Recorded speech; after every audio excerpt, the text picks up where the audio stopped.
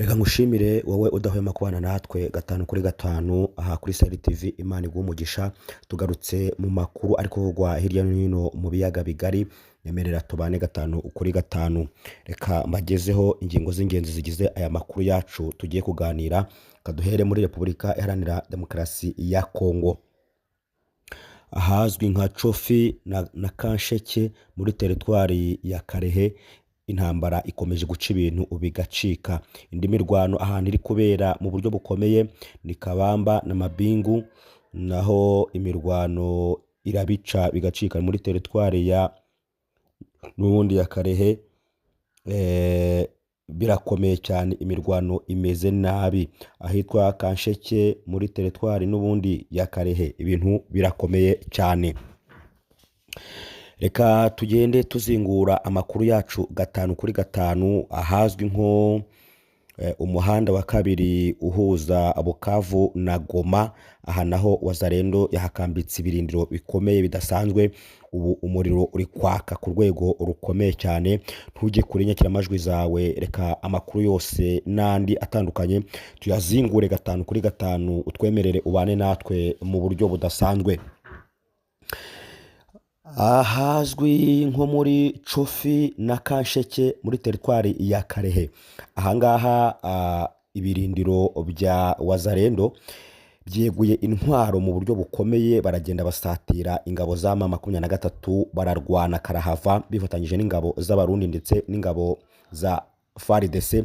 Bagabye ibitero ku birindiro bya M23, barabarasa ku buryo bukomeye. Iyi Wazalendo kandi irigamba guhitana abarwanyi ba M23 benshi ku mirwano y'urugamba ikomeje kubahuza mu buryo bukomeye cyane. Iyi mirwano iri kuba mu masaha ya nijoro, aho abaturage bari kumva amasasu akomeye y'imbunda ziremereye ndetse n'imbunda zoroheje, bari gutana mu mitwe mu buryo bukomeye. Ni mu rwego rw'uko Wazalendo yafashe umugambi wo kwirukana burundu ingabo za M23 ku butaka bwa Repubulika Iharanira Demokarasi ya Kongo ifatanyije n'ingabo z'abarundi ndetse na FARDC. Ubutegetsi bwa Repubulika Iharanira Demokarasi ya Kongo bwamaze gutangaza ko icyo bifuza ari uko M23 yava ku butaka bwa Repubulika Iharanira Demokarasi ya Kongo. Bavuga ko kandi biteguye gukora ibishoboka byose kugira ngo uyu mutwe witwaza intwaro uve ku butaka bwa Repubulika Iharanira Demokarasi ya Kongo. Bagize bati ibiguzi byose byasabwa kugira ngo uyu mutwe uve ku butaka bwacu bwa Repubulika Iharanira Demokarasi ya Kongo bigomba gutangwa, ariko uyu mutwe ntuzongere kwibukwa ku butaka bwa Kongo. Ni mu rwego rw'uko Wazalendo ifatanyije n'ingabo z'abarundi na FARDC n'ubundi mu bice byose bigiye bitandukanye muri teritwari ya Karehe, ibice bigize teritwari ya Karehe byose ahantu M23 ifite ibirindiro, ingabo za Wazalendo zifatanyije n'abarundi ziri kwahagaba ibitero mu buryo bukomeye cyane.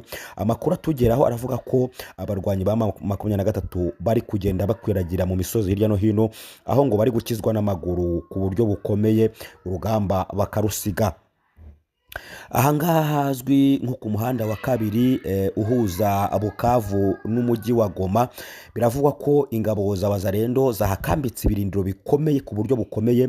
Ni mu gihe kandi M23 ngo yasabye umusada ukomeye ingabo zayo ziri mu gace ka Goma na Bukavu, ngo ziza ku mirwano y'urugamba, nabo bagaba ibitero bikomeye kuri uyu muhanda wa kabiri uhuza Bukavu na Goma, aho Wazalendo yakambitse ibirindiro bikomeye. Ariko amakuru atugera aravuga ko nta kintu byigeze bitwara ingabo za Wazalendo, ko zabisubije inyuma mu buryo bukomeye cyane. Ni mu gihe izi ngabo za M23 zatse umusada urimo imbunda nyinshi n'amasasu ndetse n'abasirikare bazwi nk'abahanga ku mirongo y'urugamba. Ariko amakuru atugeraho aravuga yuko n'ubundi Wazalendo yabyitwayemo neza, igasubizayo ibitero by'abarwanyi ba M23. Intambara rero ikomeje kubica bigacika mu gace k'uburasirazuba muri Kivu y'Epfo. Rwose imirwano iteye ubwoba iri kukameza uko bwije n'uko bukeye. Ni mu gihe M23 nayo yakomeje kugaba ibitero bitandukanye, ivuga ko ishaka gukura mu birindiro Wazalendo ahantu yagiye yigarurira hirya no hino mu misozi ifite. M23 nayo igatangaza ko ishaka kwisubiza ibice byose Wazalendo yaba yaramaze kwigarurira mu buryo bukomeye. ariko amakuru atugeraho aravuga ko iyi ntambara rwose idasanzwe, ariko ko ingabo za wazarendo n'iz'abarundi na FARDC ngo zaba ziri kurwana intambara itarigeze kubaho mu buryo bukomeye cyane. Hanyuma abaturage b'abasivile bari muri kano gace ko ku muhanda wa kabiri uhuza Goma ndetse na Bukavu baravuga ko bakomeje guhera mu gihirahiro bitewe n'amasasu ari kuvugira hejuru yabo. Baravuga ko bamaze kugoterwa hagati kuko wazarendo na M23 ziri kurwana ubutitsa, bakavuga ko amasasu akomeza kubaca hejuru y'imbona ziremereye n'izoroheje kuko nta hantu bafite ubuhungiro. Bo rero baravuga ko bamwe bari gupfa kuko nta buhungiro bafite, bamaze kugoterwa hagati, bakaba bari kurwana intambara idasanzwe.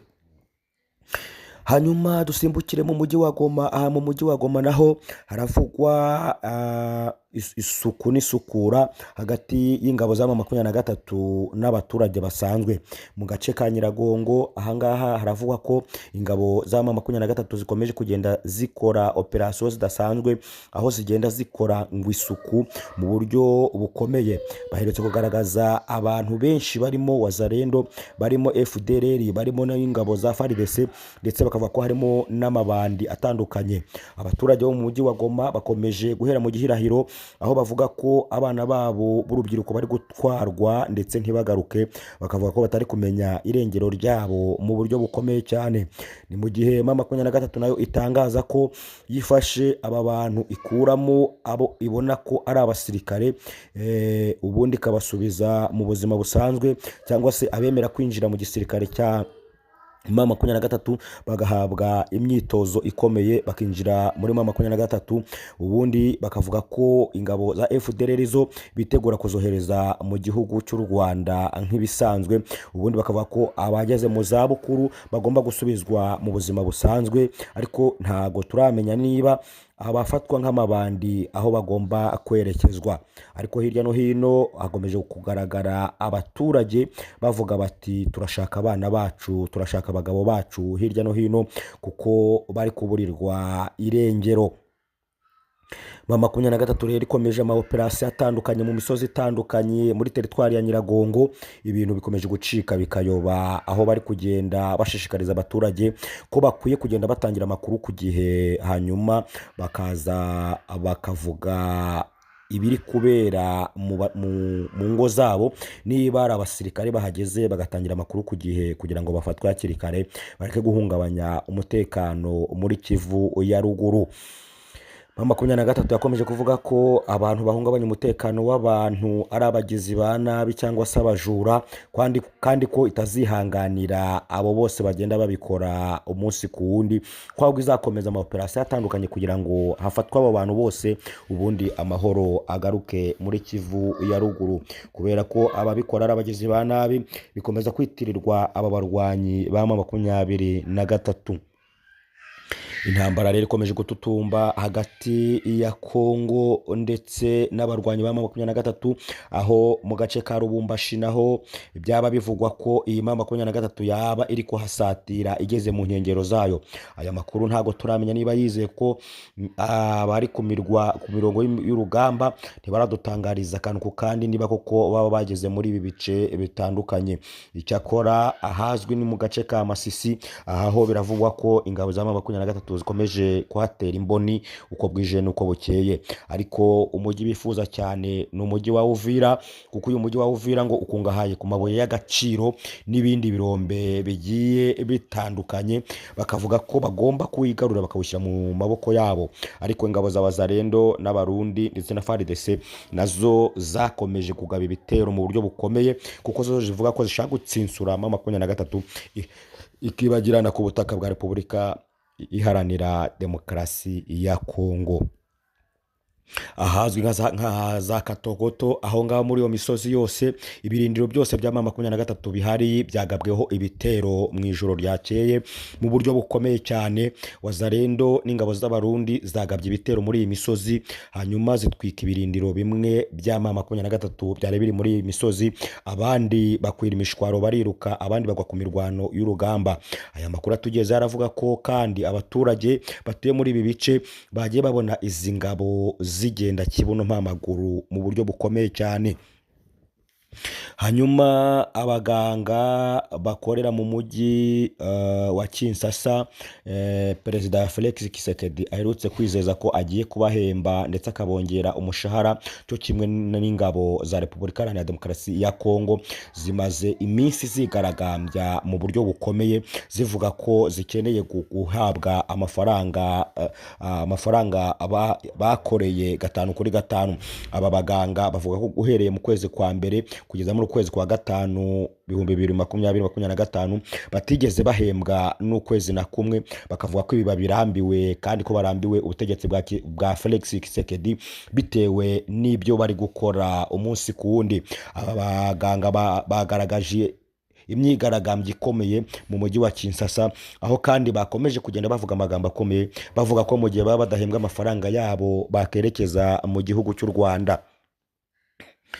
Biravuga ko aba baganga rwose nubwo bakomeje kugenda babica bigacika mu myigaragambyo bari gukorera mu mujyi wa Kinshasa, batangaje amagambo akomeye bavuga ko uko byagenda kose mu gihe baba badahawe amafaranga yabo ngo banongererwe imishahara nk'uko perezida aherutse kubitangaza, bagomba kwerekeza mu gihugu cy'u Rwanda akaba ariho baza kwibera. Hakibazwa niba ariho bazaza gukomereza akazi cyangwa niba ari ukuza kuhaba gusa mu buryo butandukanye.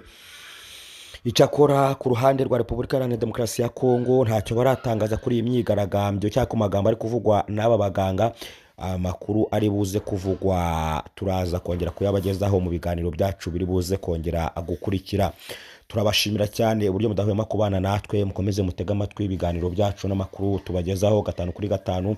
Wowe utarakora like yikore, wowe utarakora subscribe twemerere kuri subscribe, ubundi sharing ibiganiro byacu utwandikire muri comment, ujye ubana natwe 5/5. Imana iguhe umugisha, turagukunda. Ibiganiro byacu nakagaruka, komeza ubane natwe 5/5, ugire ibihe byiza kandi Imana ikurebe neza, ugubwe neza.